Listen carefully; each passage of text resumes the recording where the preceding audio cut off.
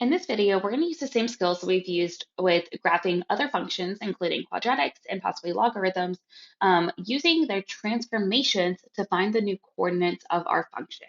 So here I've been given a cubic, and I've gone ahead and written the parent function cubic values here. So we see that -2. Oops, I have a mistake. That should be negative, and that should be negative, because these are, in fact, cubic ones. We know that any negative number to an odd power is going to still give me a negative number. If I look here, before I even look for my transformations, I can kind of see this vertex form idea here. But cubics don't have a vertex form like quadratics do. So on a quadratic, this would be where it switches from increasing to decreasing. We know cubics are always increasing.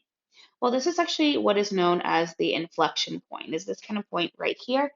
It is the point where kind of the speed at which it is increasing changes. And so it's also where that rotational symmetry would happen. If we cut it and rotate it, that is what we'd be rotating it about. So we're still going to see that point be important, but it's not a vertex because we aren't switching from increasing to decreasing, and it's not that perfect line of symmetry. Now, looking at the actual transformations, I'm going to say inside, once again, anything that's inside the cube deals with the x values.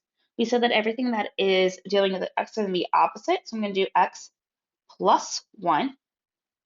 And then anything on the outside is going to be with my y values. And I have this 2 here. We know our y's do exactly what we expect, so that'll be y plus 2.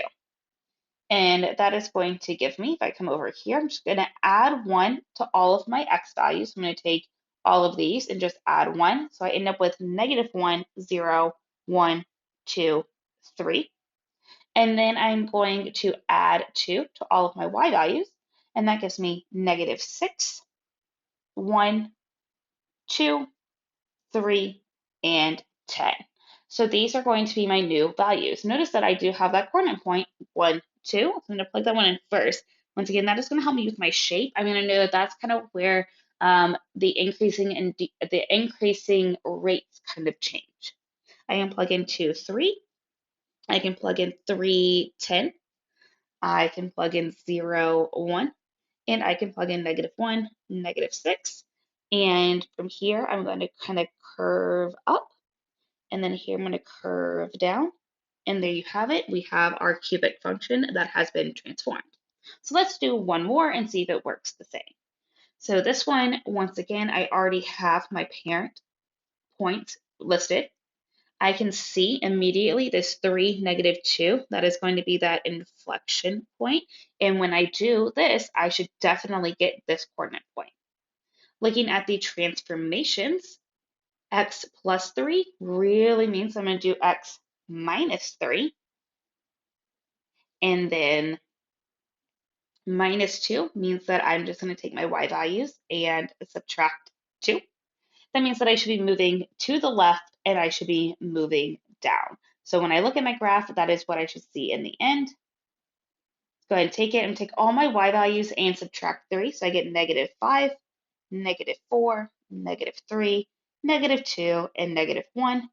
I'm then going to take all of my y values and subtract 2. So I get -10, -3, -2, -1, and 6. I'm also noticing right here this -3, -2 point, and I realized I made a mistake up here.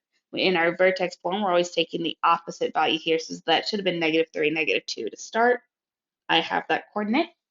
I can do -2, -1. I can do -1, 6. We can do -4, -3. And we can also do -5, -10. And my -10 kind of got cut off down here. And from that inflection point, I'm going to curve up. And from that inflection point, I'm going to curve down. And there you have it. I shifted to the left, and then I shifted down.